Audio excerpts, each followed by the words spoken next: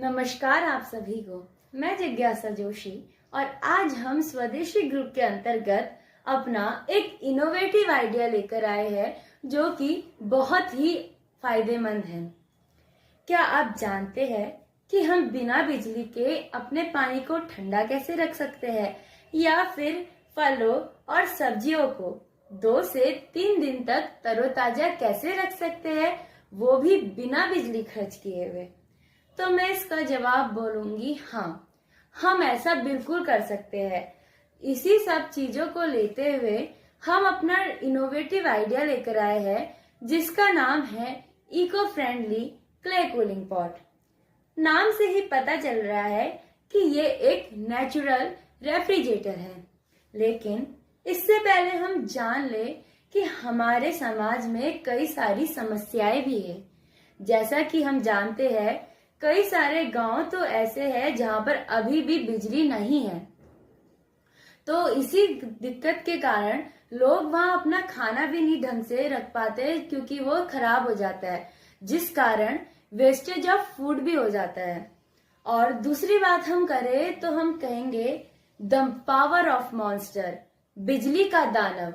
जी हाँ, हम देखते हैं कि शहरों में कई सारे घरों में या फिर सभी घरों में फ्रिज होते ही है, लेकिन क्या आपको पता है कि सिर्फ एक घर में और एक फ्रिज में लगभग 20% से भी ज्यादा बिजली खर्च होती है। और आपको पता है कि जब बहुत सारे एक साथ फ्रिज चलाए जाते हैं तो उनमें कोयला डालना पड़ता है, जिस कारण एक ऐसी कार्बन उत्पन्न होती है जो कि हमारे पर्यावरण के लिए बहुत ही नुकसानदायक होती है। इसके कुछ फायदे, जिसमें सबसे पहले है जीरो इलेक्ट्रिसिटी। जी हाँ दोस्तों, नाम से ही पता चल रहा है कि इसमें बिल्कुल भी बिजली इस्तेमाल नहीं हो रही है। दूसरा, ये 100% इको फ्रेंडली है क्योंकि ये हमारे एनवायरनमेंट को बिल्कुल भी प्रदूषित नहीं करता है।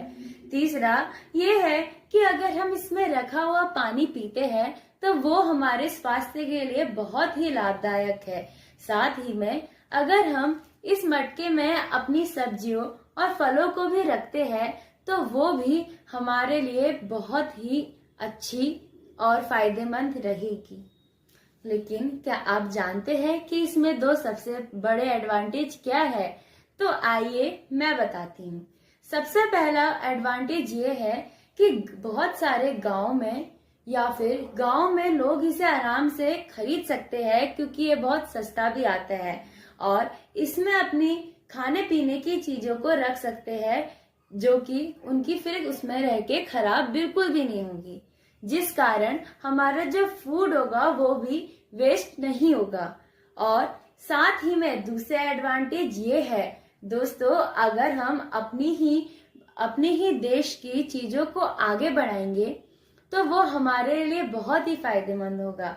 बाहर की देशों की चीजों को हमें अपने देश में नहीं लाना पड़ेगा, बल्कि हमारी देशों से बाहर वो चीजें जाएंगी और हम अपने देश को इससे आगे बढ़ा सकेंगे। तो इसी के साथ अंत में हम यही कहना चाहेंगे कि हमें अपने प्राचीन और वैज्ञानिक ज्ञान को अपनाना चाहिए। ये मिट्टी का पॉट विज्ञान और सादगी का सबसे अच्छा उदाहरण है। मुझे उम्मीद है कि आपको हमारा प्रोजेक्ट पसंद आया होगा। धन्यवाद। नमस्कार, मैं उज्जवल परगाई। अब आगे की जानकारी मैं देना चाहूंगी।